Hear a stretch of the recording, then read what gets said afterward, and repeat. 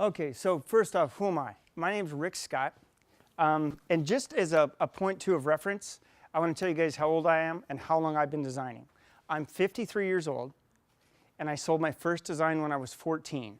It was for a roll-off garbage bin, and it was how these two tops went, one went under the other, and one went over the other one. I was in high school, and I majored in drafting and electronics. So my dad was like, hey, he can make this kind of thing. And I went down and I actually sketched it for a guy. I did all the drawings and all this stuff, and I sold it. I got a whopping 50 bucks. But at 14, it was pretty cool. So I didn't know anything about industrial design, but I happened upon toys. And so toys, I just totally, I fell in love with it. It was amazing. So one of the things, I was actually given this rendering by a guy in Hot Wheels. I then made this model in Rhino. And then I used T-splines to get the curves in there, and that's the final one. And that actually right there, you guys, to go from that sketch all the way through to there, that's amazing to get something that looks that tight. Because generally, everyone steps on it and they change it all over the place. Here's more crazy 3D modeling stuff. This one, actually, there was a client I was going to go have an interview with, and they were curious if I could do anything with graphics on three-dimensional images. So this is just Rhino. And I just added all of these decals on top of it. And they're like, oh, you can do this. Because a lot of clients don't realize what you can and can't do. They need to see it to believe it. Oh, so this, again, same client. They wanted to see if I could do anything with branding. And you have to be really open if you want to be flexible in the design world. So you're going to have to do girl products, boy products. I've even done women's undergarments. It's an interesting time. So then now we go into sketching. I got a job at Mattel. First off, I was sketching about 10 to 12 hours a day, which for me was amazing. And I was sketching all kinds of toy fair galleries. And I've designed cars, trucks, theme parks, movies. I've been a fabricator, a model maker. I've done furniture, packaging, everything you can think of. Because the industrial design world, if you get lucky and you get to stay in one job for any length of time, that's amazing. If you can say nowadays, if you can be in a job for more than 5 years, you've hit some gold right there. I'd stay there for a while. Let's see, next one. So, and then also when it comes to designing mechanisms, I do a lot of mechanisms for toy products, which means they have to be super simple. This one right here was for a card trick. And it's just a little teeny tiny gear that's got a rack, and it just slides back and forth. And that allowed a little image to appear and disappear. You can see here me being a goofball in the shop. And then the wild thing is that when you design something, you never know when it's going to come out. That's the other thing. We did these really great, these actually spin and levitate, and when they fight, one of these things jumps off. I was at retail, and I just happened to see them out. I was like, oh my God, it made it to the shelf. Because that's another thing. When you design something, it's like, marketing could kill it last minute. You could cut tools and everything. They could have spent $1 million on a product. And you've spent hours and hours of your life in it, but you'll never see it. Then I got lucky enough actually to work in Barbie. And you guys have 3D printers. This is one of the very first 3D printed moving mechanical items that Mattel ever did. And this was back in 1998. So there's the pictures right there, the lovely Polaroids of the SLA parts. And I had a wonderful model maker I worked with named Steve Reinecker, who did this mechanism. I designed it, and then he actually made it happen. And there was a rolling pin right here that you put Barbie's hands in, and she goes back and forth. And this right here is it's a mixing bowl, and we use little tiny cotton balls inside of it, so she would emulate mixing, right? And then they had me do a space theme with Barbie. And does that look like anything else? Kind of looks a little bit like R2-D2, right? Not my choice. That was another wonderful thing by marketing. Well, you know, make it look like this. So then boys' toys. I've done infant and preschool stuff. I've done crazy images of my Uncle Jim. I'm a big fan of Pitt and comics and stuff. Unfortunately, it's not quite my forte. I just want to show folks that I could do something like that. But this sketch is one of the sketches I'm actually most proud about. And this one I've had since 1995. Drawing this top in, oh, and by the way, whenever all the stuff you see, I sketched by hand using ellipse guides, straight edges, all of that stuff. There was no Sketchbook Pro, Photoshop was in its infancy, all of this stuff. So when I show you this stuff, I'm super proud of it because it was all done with skill and talent. And sketching is something I think that you guys need to have under your belt 1,000% because you're going to use it almost every day as an industrial designer. I even work with it with Ryan and Renee. Anyone who wants to stay afterwards, I'm going to do like some quick sketching demos that'll really help you even in an interview situation. Back to your cage match, how to win it. But this sketch, I couldn't get this top right down. I couldn't figure out how to do it. It was just, every time I did it, it just didn't look right. And all I did was turn the sketch upside down and turn it into a sidewalk. And we've done those 2-point perspectives, right, where you put a sidewalk all day long. Boom, as soon as I did that, I nailed it. And that sketch right there actually is what got me from being a temporary employee to a full-time employee, because this guy named Rick Waldorf, who worked at Mattel, a real hard ass, absolutely a hard ass. He walked by, he saw this drawing pinned up on the wall, and he said in the release, "Who did this?" "No, I did." He goes, "Okay, you can stay." And I mean, but that was like, it was supposed to be just a 1-month job, and that was 3 months, and then I got a full-time gig there. This is just some crazy tech stuff. If you guys want to stay abreast of the latest technology, if you guys have ever heard of 4D printing. You guys haven't heard of 4D printing. Okay, you know, so when they 3D print something, and when it comes out, it self-assembles because of the way the material's been put together, and the way they actually put the springs in it, so that when it comes out of the liquid, it'll actually self-assemble, okay? You guys should check out 4D printing. There's another one here.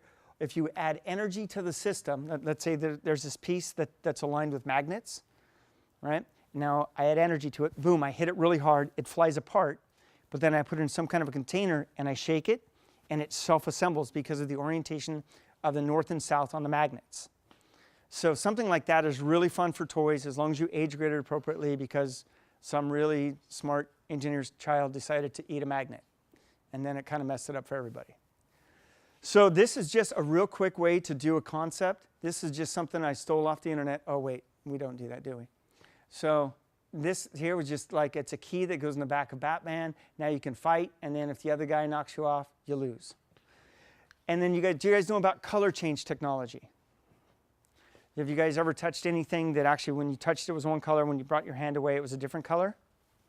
Okay, that's called thermochromatic. Thermo, temperature, chromatic being color, right?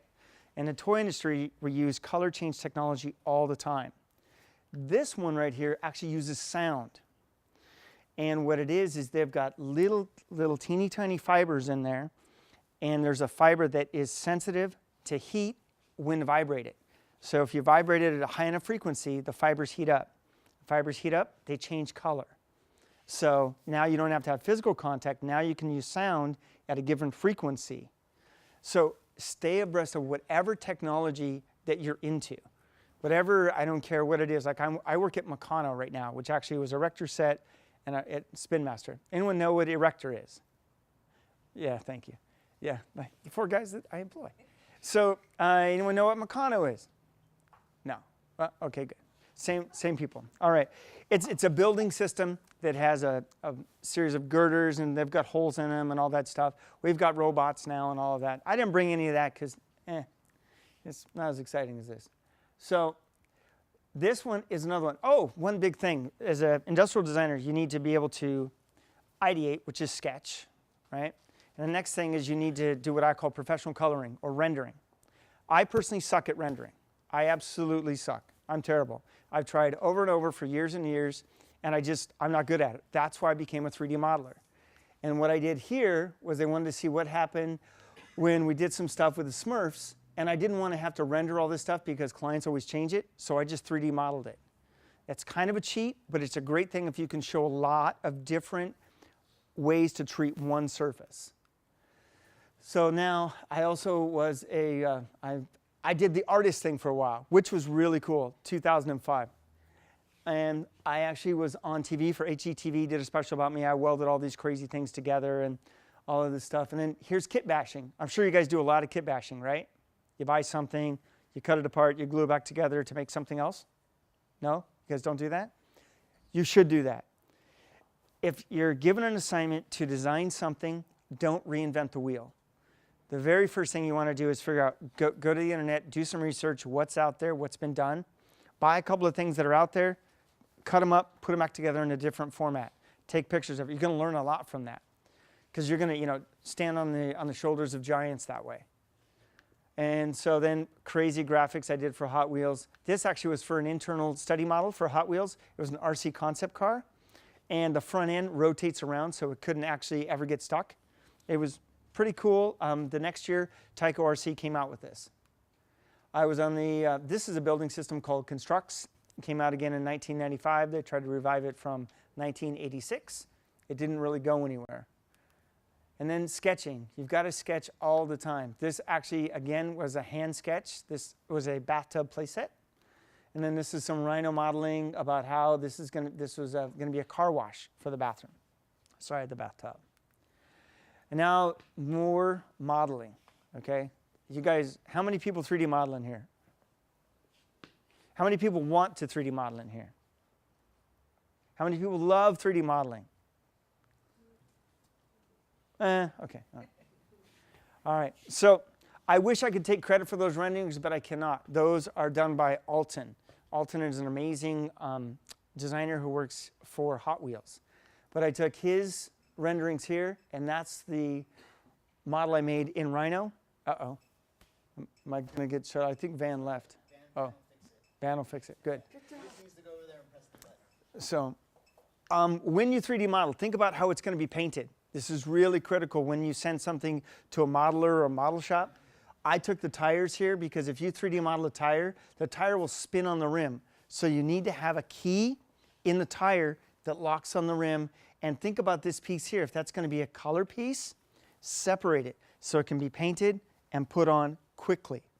It's easier to print more 3D parts than have someone sit there and tape it all up. Thanks, man. Sure. So, and this one I went really crazy. Even the diamond plate, everything's to scale. And you could print a real car with this thing. I went way over the top. And again, I told you I'm not very good at rendering. That's my rendering, okay? This is about a 15-minute model in Rhino. Didn't have to have anything in it, but the client was really stoked to see all this cool stuff. They wanted them yellow, they wanted them in blue, they wanted to see different textures. I did all that for them too.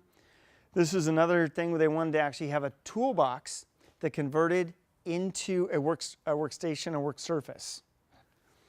So, and to the kind of the bigger picture, why am I putting it in this kind of a frame? Why is my name and phone number at the bottom of every slide? And why does it say what it is? A lot of times this entire portfolio, when you go to get a job, first thing you've got to do is you've got to send it to somebody. You've got your first person is going to be your gatekeeper, who's your recruiter, right?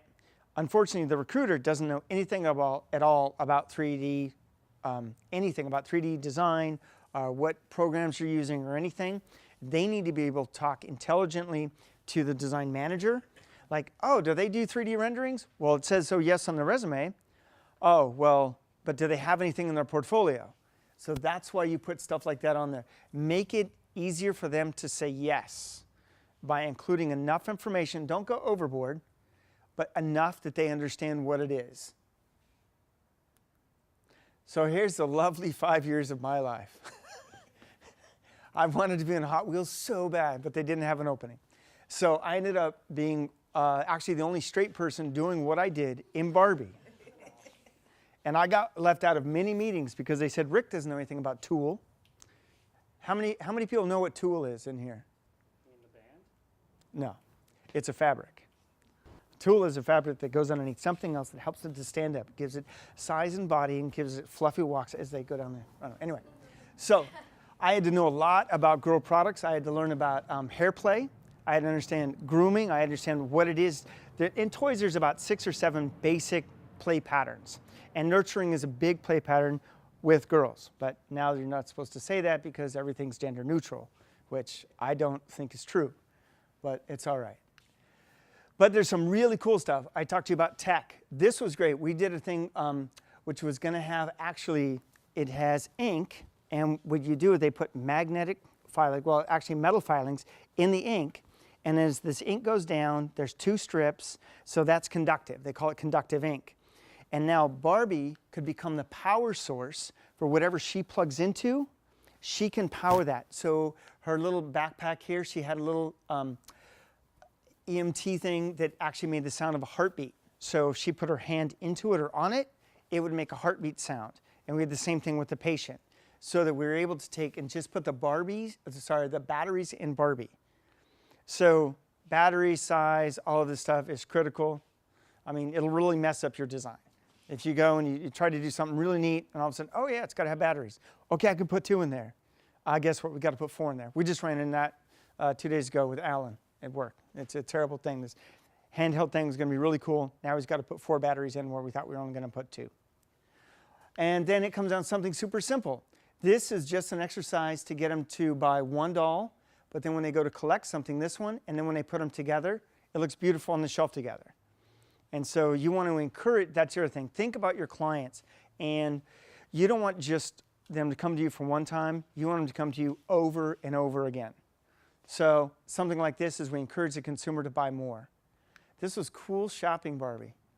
I took a lot of crap for that. That was just like so inappropriate.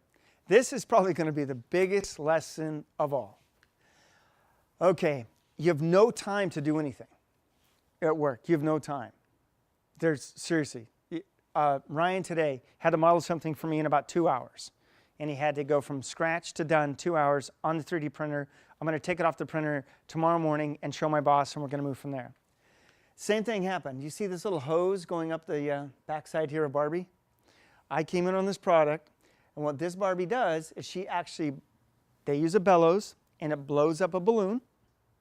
And then also she blows a candle out on a cake. So they were going to production with this bellows and this hose in her backside, right here. And I walk into a meeting with about 14 people, and I'd been brought on because I handle a lot of special projects. And in the meeting, I came up with this little teeny tiny bow in the back that's going to be removable. So now instead of the child having to use 2 hands, they can use 1 hand and just pump the bellows, and it does everything they need. I had to go above everybody's head, managers and everything, to get this approved. Now, when you fight a battle, sometimes you forget about something. Look at her mouth. Does that look a little odd? Is it Barbie making kind of a weird expression? Okay, I got all kinds of flack in media for her mouth shape. All I had to do was just make her mouth an oval, and it'd been good to go. No one would have even thought about it twice. That was a huge mistake. No one else really, it wasn't bad. Sales were still great. Everyone loved Barbie back then. It was awesome. But when you fight a battle like this, which if they had come out with, I termed it Enema Barbie. And I just thought that was just the worst thing on the planet. Do you really want to come out with Enema Barbie? Do you? No, I don't think so. Because they 3 years before this doll, they came out with a Barbie that did not have on panties. And everybody freaked out because you could kind of see up in the dress. And I was like, okay, so you're going to go from that to this? That's how we got this. It was a big seller. The other thing is about now, it's about innovation, right? I was able to get 3 feet of hair to come out of Barbie's head. Because you take the hair, it's only big around as my pinky, but 3 feet of the hair, and you guys, I don't know if you know this, but girls love to pull and cut the hair, pull and cut the hair, pull and cut the hair, pull, cut, stop, up, pull, cut, stop, right? This one here, you could put infinite kinds of hair. You could have anything that had glitter. It could have, Kanekalon is what her hair is. You could have, there's a hair which styles really easy. It has copper in it. And you could do all this cool stuff. I was like, isn't this amazing? But the CEO of the company, Jill Barad, was like, no, I don't like it. And I was like, and I said, Jill, why not? Well, Jill was sitting about where you are, and she's in charge of 10,000 employees, it was a $3 billion company at that time. And everybody behind her looked at me like, why are you asking Jill a question? Like, are you disagreeing with her? Well, when I asked Jill the question, she knows what she's talking about. She goes, it's not enough hair. It just looks really weird just to have a single ponytail. And because the hair was coming through her neck, I couldn't fix it. And I was like, okay, cool. But from that day forward, Jill actually called me by my first name. So if you have something in your design that people don't necessarily like, ask them why, figure out if you can fix it. If you can, great, you're going to be a champion. But if you can't, it's okay. Admit that too, right? We can't levitate yet. So don't try to do it because you're just going to get hurt.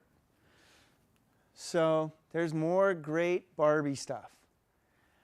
Oh my God. Okay, so this is an easy win. You guys wondering why I was going to work that in? That's an easy win. Right here, you can be a superhero as an industrial designer if you can save the company money. This director's chair right here, this used to be a solid piece on both sides, and they had to wrap the fabric around, wrap it around, and then stitch it on both sides.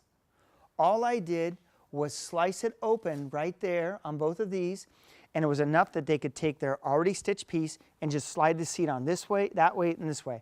Now they don't have to touch it, they don't have to do anything. If they wanted, it could be consumer assembled.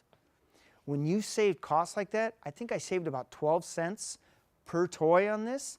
And this toy was doing, the Caucasian Barbie always did about 500,000 units. And then it went, so let's see, everything was, that was about 1 million units all total, times 12 cents. So do the math on that. And I came back to my boss one day, I saved a bunch of money on a sticker. I go, Milan, I saved 250,000 bucks. Isn't that awesome? He said, yeah. I go, great. Don't I get a raise? He goes, no, you just did your job. I was like, all right. All right, so the next thing is communication. That's really, I hope that you saw some of the things I was doing in the presentation about body language. I'm making eye contact with different individuals in the room, how I handled the whole thing with Van up here, and I engaged with you guys. So communication, the imparting or exchanging of information or news. So when you communicate, and this is so key, all about you is communicating everything you're doing. If you keep your hands in front of you, keep your voice at a decent level, and try to modulate your tone and tonality, it's going to help everything when you try to get your point across to that person who's got their head down, who's looking at their phone, which is pretty much everybody these days in meetings. And this is the most I've been able to talk in the past year and a half without being interrupted. I was at our job, we were interrupted about I'd say every 18 to 25 seconds. So the next thing is creativity. Woo! The use of the imagination or original ideas, especially in the production of an artistic work. Well, artistic. We've got to be really careful with that word. Well, what we do can be elevated to art. A lot of times it's design work. We're doing something that we're passionate about for somebody else to get paid. That's really important. The client is paying you. I don't care if you have the most beautiful thing on the planet. If you haven't made the client happy, you're not going to get paid. You don't get paid, you don't get to pay your rent. You don't get to pay your rent, you don't get to eat. It's a terrible, terrible cycle. I have been laid off 13 times. Am I a bad designer? No. Every single time when I get laid off, somebody else gets laid off too. In the last couple of years, I might have said the wrong thing a couple times. But anyway, because as you get old, you just speak your mind more. So, but there's a bazillion ways to communicate. You could yell. I've seen that happen. I have seen people yell in meetings, singing. I do that at work too, to distract people. There's you can pantomime, you could dance, do all kinds of craziness. Talking. Be so careful when you're talking to people in a workplace environment. Okay? We work in a place that's actually very open. It's it's easygoing. Some of it kind of sketchy on the HR side. But you can say something to somebody and just thinking that they're your friend. Unfortunately, people are not your friend at work. Okay? They're not your friends. They are there for a job.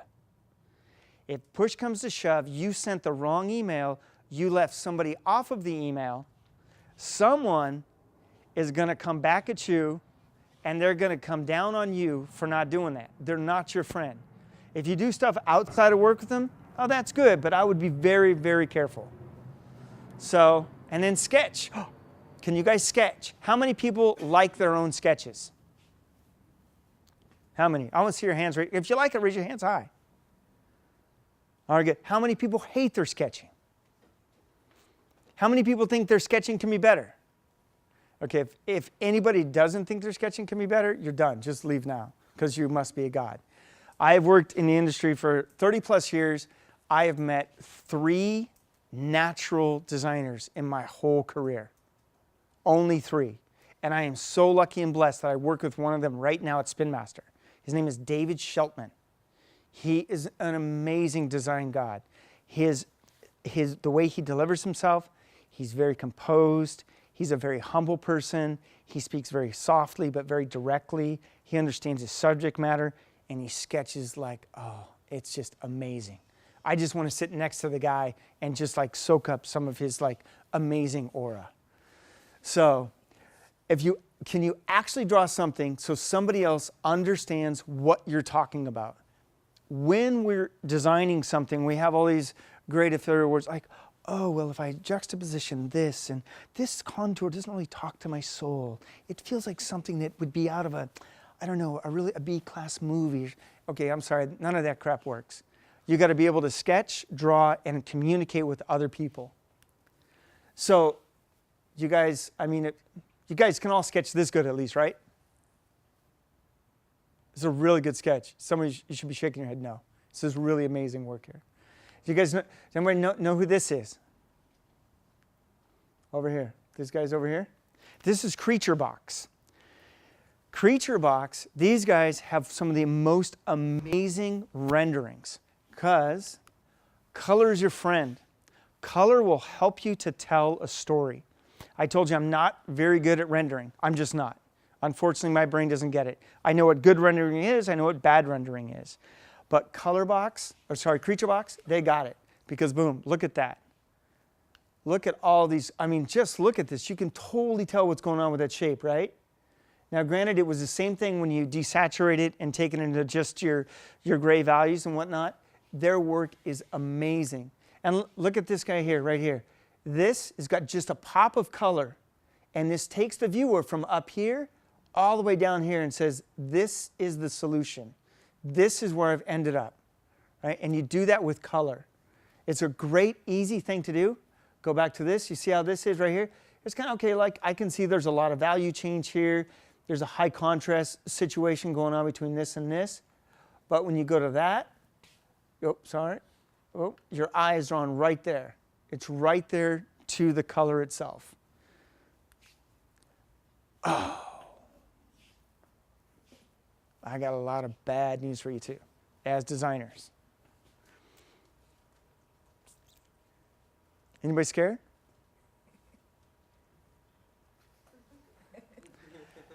This sucks the most. The best idea often loses to the best drawing. This sucks. Because I can't render very well. So I've had to figure out other ways to get around that. Because sometimes you have like, oh my gosh, this will be like, oh, it'll be the best. And I've done all this research. We can get this fabricated. It'll be cheaper. We can actually get our own patent on it. I've done all this research. Someone else comes in with a flashy little drawing. Boom, the boss is drawn to that. You're like, oh, that's it. Okay? So here's another one. And the best talker is often promoted more. And that doesn't mean up here in front of you talking. That means interpersonal talking to the boss and maybe agreeing with everything they say in private. And then when you hear them come out, they say other stuff. So when you want to talk to your boss, be sure that you've got all your ducks in a row. And if they come out to you and they ask you something that you're not prepared for, tell them that. Say, hey, you know what? I understand you need this right now. Let me get back to you. Okay? They will respect you for that. They may not like it too much in the moment, and they may give you crap for it. I know I've been up in front of folks, and they're like, well, what's the cost of this? How much is it? And I'm like, well, I'll have to get back to you on that. Like, oh, you're so unprepared. Well, here's the thing. I'd rather be unprepared in the moment for a random question than to tell them a cost that I can't hit. Because if you tell them that this costs 18 cents and it comes back and it's $1.50, you're not going to be at that company very long. So the next thing, boom, today you're the boss, tomorrow you're not. This has happened at Mattel. I've seen it 3 specific times. 2 guys walk in, hi, I'm Bob's boss. Okay, great. I walk in the next day, Bob's my boss. Seen it happen to 2 guys 3 times back and forth. So be the employee you want to have. When I say that, I'm talking about do everything that you would expect of somebody that you want to work for you. So when you tell somebody, don't go to the graphics and get a sheet of paper, Jason Ramirez, and then he does it. And because you know that politically it might upset the director who you had to pay $1 to get something out of, 3 weeks ago. Be the employee that you want to have. And then your manager's going to see it. It's going to take time, effort, and energy. And some people just a little bit of, calm. And it'll help you out in the long run.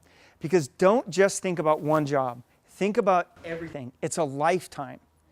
Again, I was always freaked out like, oh, I've got to do these sketches for this thing. No, you've got to build lifetime's skills. All right, and the words you speak today will be your dinner tomorrow. Do you guys know what that means?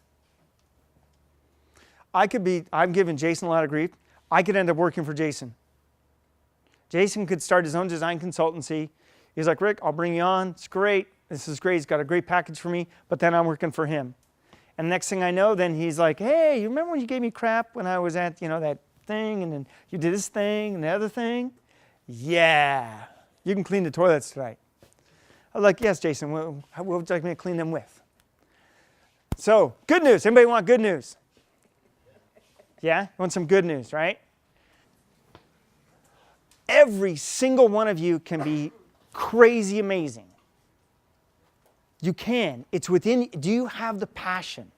Do you love to design and make cool, shit? Do you love it? I mean, my girlfriend who's here is amazing, and she knows I cannot stop designing. It is in my blood. We have a thing at home, and she goes, okay, honey, am I supposed to listen or am I supposed to fix this? Which am I supposed to do? And yes, so when I listen, great. I have to be attentive and tell her what she told me because otherwise I wasn't listening. Or can I fix it? Because I think as designers, we have this natural, this drive to like, I can make that so much better. Who thought of that? That's so dumb. Why is that on the market, right? So, but what you need to have is you cannot, I'm sorry, but you can't do it alone. If you could do it alone, you would have already done it. So what you need to find is you need to find a mentor. Find somebody who does what you love, pester the hell out of them until they either tell you no for the millionth time or they refer you to somebody else. Do not ever give up. Like I said, I've designed cars, trucks, theme parks, motion pictures. I animated tracer bullets, which is just black dots on white paper for the movie Flight of the Intruder. I'd never animated anything in my life. I figured it out and I did it. I had some other guys show me. I got 9 scenes in the movie. Pretty cool. Nobody knows what a bunch of bullets are, but whatever. So the next thing, think about your presentation all of the time. Everything I'm doing. I should have gone more to this side of the room earlier. I'm sorry I didn't. So think about everything you present. Are you guys, I had you guys stand up because I wanted to see who was listening. Some people didn't seem like they wanted to stand up, but that's okay. I appreciate it. Sometimes you indulge the speaker because, they're whatever. So, how are you dressed? This really matters. I get it. We want to be cool. We want to be like, hey, yeah, and, whatever, and, I'm all right, good, and I'm going to wear some dark shades, and I'm too cool for this, Brian Johnson. Anyway, so, and then, are you confident or afraid? Look, if you did this work up on the wall, love it. And don't, you got to be careful with this one.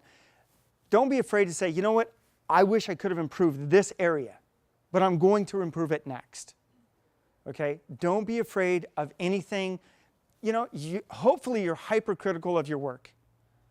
But being critical of it means fixing it. Doesn't mean just running yourself into the ground, getting depressed, losing the creativity, and being nobody. So think about this. How many times do you say, or whatever catchword you have, you know, soft hands. And anyway, so we have nicknames at work for people. So I'm kind of throwing that in there maybe. And then Surf Team is in the audience. Surf Team, raise your hand. That is Ryan Woolner. I work with this guy, and this poor guy has to put up with me all the time. So eye contact, I've been doing that. And did I suck? This is kind of the problem here. You don't know. You really don't know if you suck or not. I will not know if I suck or not because you guys are not paying me. You are, thank you. But you guys as students are not paying, so you're not going to give me a check. You're not going to hire me again, right? Right? I'm not looking for that client relationship with you guys. Unless you want to have me back, that'd be cool. So every single moment you are presenting yourself. This is one of the biggest things. Unfortunately, I've made some huge errors in my career. I was working in doing a film. And I was working in a TV or a movie studio, and there was an in-camera optical effect that we used on the movie Darkman. I was in a production meeting, and when we came out of the meeting, this guy in shorts comes up to me and he goes, "Hey, yeah, what's this about the camera and what does it do and all this stuff?" And I was like, I really don't know. I'm just an assistant art director here. I don't know what the camera does. I'm just like, he's like, "Oh, yeah, okay, well, all right, cool." The owner of the studio, his son walks up to me. And he's like, "Rick," I started talking to the guy. "I heard you talking about the camera. Why are we talking about the camera?" He asked me a question. He goes, "Do you know how that guy was?" I'm like, No. He goes, "I don't care. If I ever hear you talking about the camera again, you're fired. Because that guy is a major producer, and he's a major player, and you're not going to give away any of our trade secrets." And I was just like, "Okay, all right, that's good." And this is the guy that just gave me like a huge signing bonus like a month before that. So my faux pas in that moment was just to not say, "Hey, you know what? I don't know anything about it. Let me get somebody else who does," and just walk away. I shouldn't have continued the conversation. Also, just inner office conversations when you're walking down the hall. Be friendly to everybody, but be considerate and conscious of what they might be going through. Because you don't know, some person in accounting, they may want to really be a designer. And so don't be there, "Oh man, I hate these toys, I hate what I'm playing with, this job just sucks," everything like that. And the accounting person is like, "Oh man, I wish I had that job," you know? So you've got to always be conscious of what's going on around you. And listening. You really have got to listen to what's said and what's not said. And you don't always have to say everything. A wise person once told me, you don't have to say everything you think. Really? Wow. I don't have to say everything I think. Wow, I could have a filter. I could actually, wow, hot dog. I could wait. Oh, another big one. If you get invited to a meeting, it does not mean you have to speak. That's huge. You have no idea. It just means if you get invited, if you have a question, especially if you're new, write your question down and just wait. Because after the meeting, unless it's a critical meeting and you're working for, some hazard relief or something like that, then you can ask it after the meeting. Better to ask after in a kind of a safe environment than say something that you can never take back. And all of a sudden, everyone thinks that you're totally foolish and crazy, and like, why is that person here? So remember, if you get invited to a meeting, you don't have to say anything unless someone directly asks you a question, of course. Whew. This is another huge one. Inner office politics. Remember when I told you people at work, I'm sorry, they're not your friend. They are not. You're going to make some great bonds here with people that you know in school. You guys are going to go through a lot of personal things together, and hopefully you get to work together as life progresses. But politics, interpersonal politics. Me being an older guy, I have different politics than millennials, okay? I've had to learn a new way to communicate with millennials. My generation, if you ask me something, Rick, do you like this? I'd say yes, and I'll tell you why. Or I'll say, no, I don't like this. Millennials, if I ask them if they like this, they'll say, well, you know, it's nice. I don't know, the chord's a little janky here. I like this a little bit. You know, this is easy to see. Yeah, they'll be like, okay, I like it. So they give you the reason, then the decision. My generation does it just the opposite. Because this is weird, but I've been around the block enough, I can just tell you whether I like it or not. I don't have to really think about it too much. And maybe that's bad. Maybe I need to think about stuff more. So I've had to learn how to communicate. I work on this at work all the time. I ask people, am I communicating this correctly? Because there's a frustration level that'll start to build from everybody. And they don't really want to interact with you unless they can communicate with you. So think about office politics. If you guys, how many people in here want to run their own design studio? Just a few. Okay, all right. How many people in here want to work for somebody else? That's everybody else, by the way. You know? So if you didn't raise your hand, you're very confused. Because you really only have two options. You only got two. You either work for yourself, you're the boss. I've done that. I've had my own design consultancy. I had like this amazing office. It was so cool. It was the best thing. Then you know what happened? I spent 60% of my time trying to get clients, 40% of my time doing the work, and 25% of my time trying to get money. Does anyone see any problem there? Thank you very much. Exactly. So when I did the math, I was making less than minimum wage. It was amazing. It was great to call the shots, but it's very difficult. I've been stiffed for probably somewhere around $300,000 in design work. So people, they'll tell you this, that, and the other, but then, like I'll teach you this about getting paid. This is what I do. This is professional getting paid 101. I meet with a client. If we decide that we're going to work together, I'll give them either want hourly or a budget. Generally, they want a budget because they want to know how much they're going to spend. Give them a budget. I tell them I want 50% up front, 50% upon delivery, which is electronically, I'm going to deliver. That's how we do everything these days, right? So 50% upon initial starting the work. Don't do anything until you get that money. Might do a few sketches just to kind of, you know, bait the hook a little bit, get them going. 50% up front. If they can't give you 50% up front, if it's a small job, let's say it's $1,000. If they can't give you $500 up front, they will not be able to pay you the $1,000. They do not have it. Okay? Do not get screwed by that. I've gotten screwed so many times. I have a text in my phone from somebody right now, very high up person, works at a different company, wanted me to work for free with the promise of a piece of the back end. I told that person, I will do 50% of my normal hourly salary, give me 50% of what you wanted to give me in the equity. Won't do it. You know what that tells me? They don't have the money. They don't have the integrity. So 50% up front, 50% upon delivery. If they can't do those numbers because it's a higher thing, then do payments.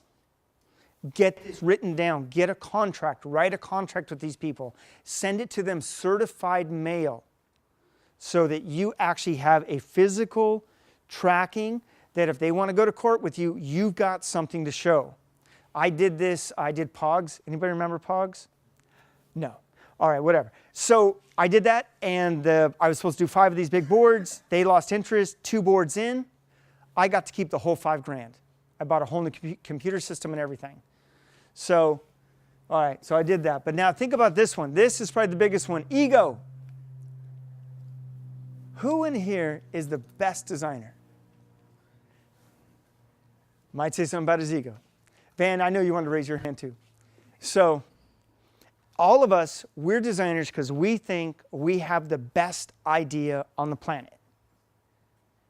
I don't care. I'm the best. Come to me. Well, I'm sorry. None of us are. The best decision, or the best decisions ever going to be made are by teamwork. Okay? Give your fellow designers credit. I just did this cool that we had a designer who works with us. His name is Brian Johnson. Great guy, really smooth dude, and he did this great motorcycle. And so I took his motorcycle because it was better than anything I've got out. It's really recognizable. I did this really cool kind of blueprint rendering of it, or illustration. And I made sure when I put this little thing together, I put his name as the designer. And I got his signature and put in the drawing. No one's ever done that where I work. They've never actually given a designer credit.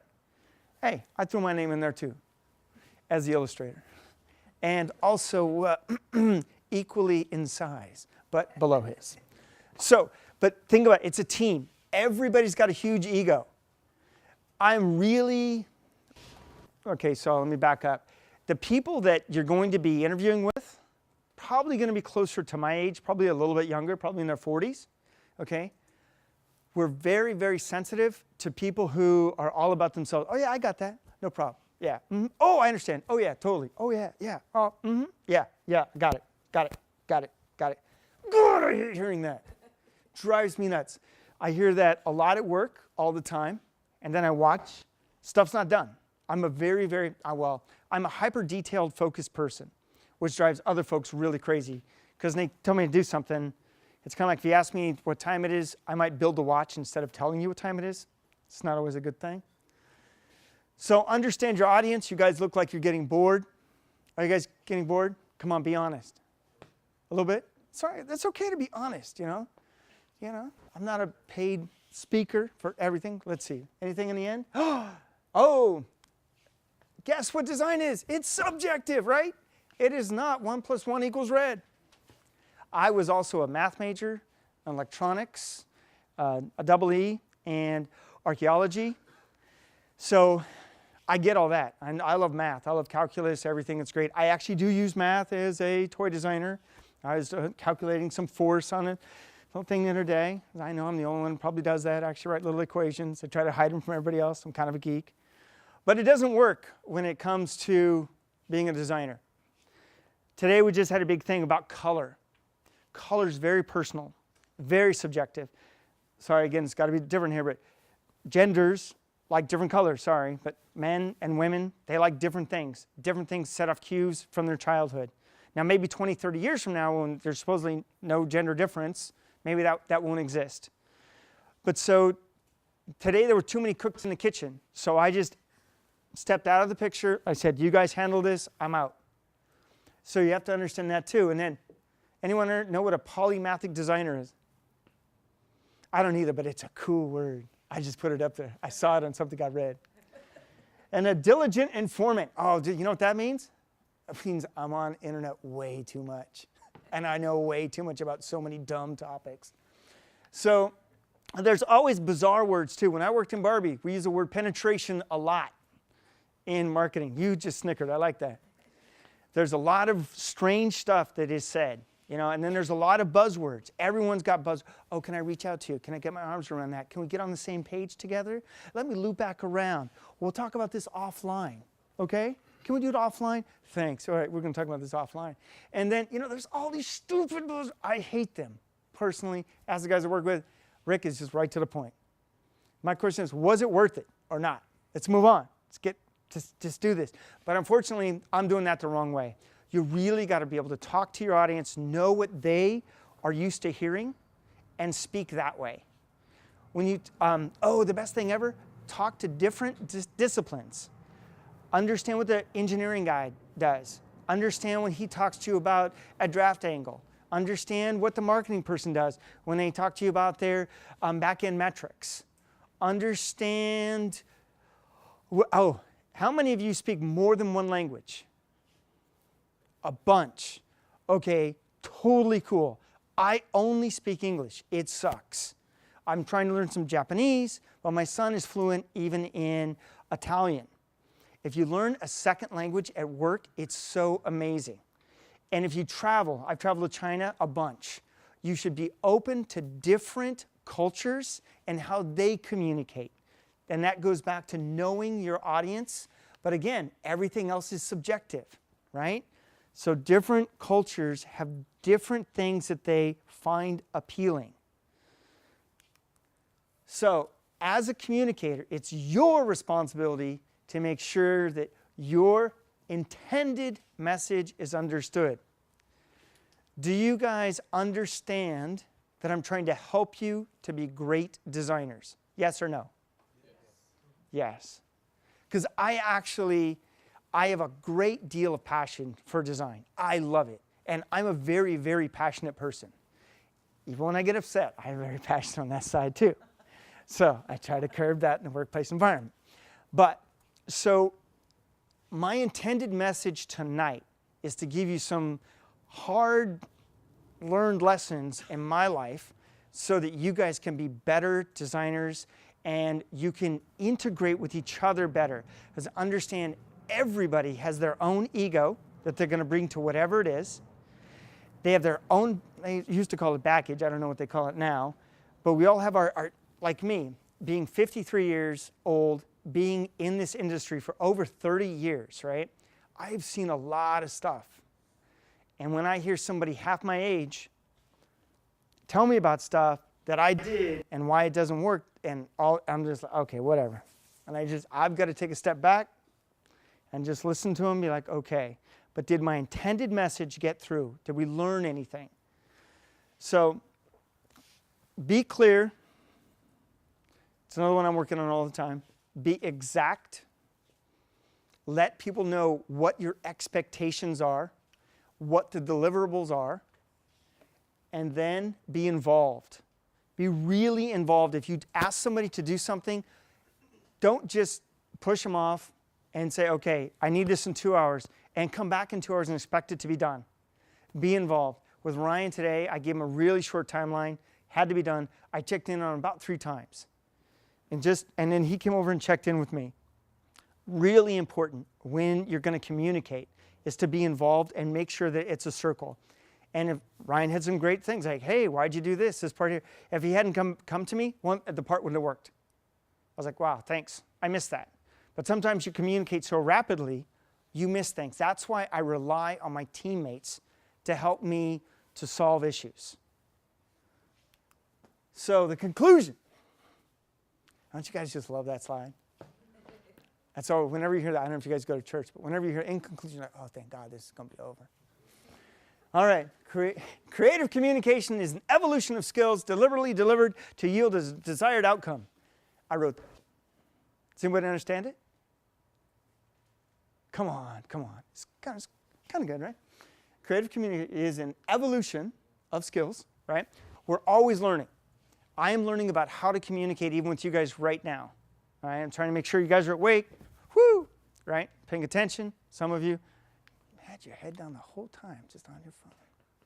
Anyway. And then deliberately deliver. That means I'm here with you. I'm up in front of you. My body is facing you. Oh, you guys do all kinds of studies about body language. Watch when someone's jaw is clenched. Watch for the jugular here when it's pulsating. Look for a vein, right? That's a pretty easy one, right? Watch for pupil dilation if you're that good and your eyesight's still good. So when you're communicating with someone, seeing when they're checked in and they're checked out. Because then you can, that's why I just jumped up and down, just to see how many people were actually paying attention. So that's it. And then this is probably the biggest thing. This is thanks to Mark Grody. Okay. If you are early to something, you should all take a photograph of this. And you should have this on a wall somewhere. This is to live and die by. If you are early, you are on time. I got here today. I left work at 2:24 p.m. to get here at 6:30. My girlfriend, she busted butt to get home. We were here by about 5 o'clock. I was an hour and a half early for this. I anticipated this not working. Okay? I was here. I was ready. But it didn't happen, and that's okay, because that's part of presenting. But I was here. I did my part. So now, if you're on time, you're late. You'll just walk in the door right at 9 a.m., you're late. Because everyone else, I guarantee you, the early bird's going to get the worm. They're already there. They're already starting to work. And if you are late, forget it, you're fired. Especially with my generation, if you come in late, I tell you to be somewhere at 9, you're not there at 9. A lot of people right now, the meetings that we have, they show up too late. I don't go back. They miss a bunch of stuff in the meeting. And that's just not good, because that affects your productivity. That affects everything. That affects morale. It affects everything that you do. So that's a big thing right there. But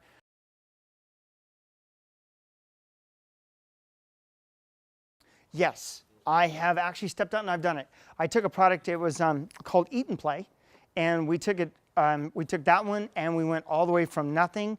The concept was it was a kid's lunchbox that actually then opened up and it had suction cups that stuck to the table. That's one of the times I got screwed.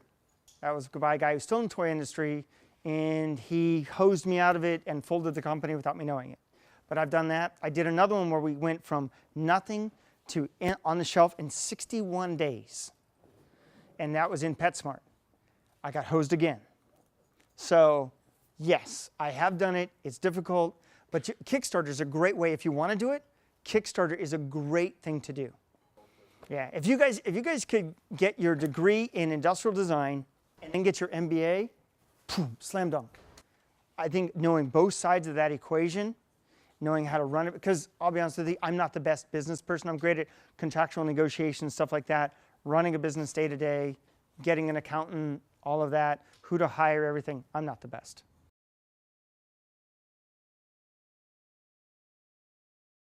Oh, all the time.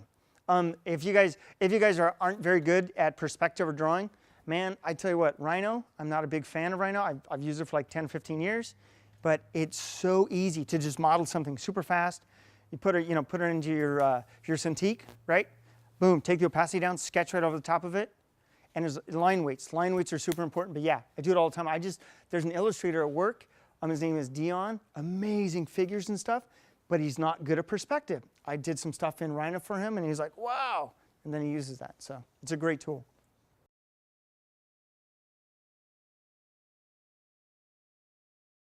Rhino, unfortunately, it crashes when you try to do really complex like radiuses and stuff. You take something that's maybe a 60 thousandths radius that's diving into a 0.007 radius, something like that. Can't do the math. SolidWorks can do it. So that's it. All right.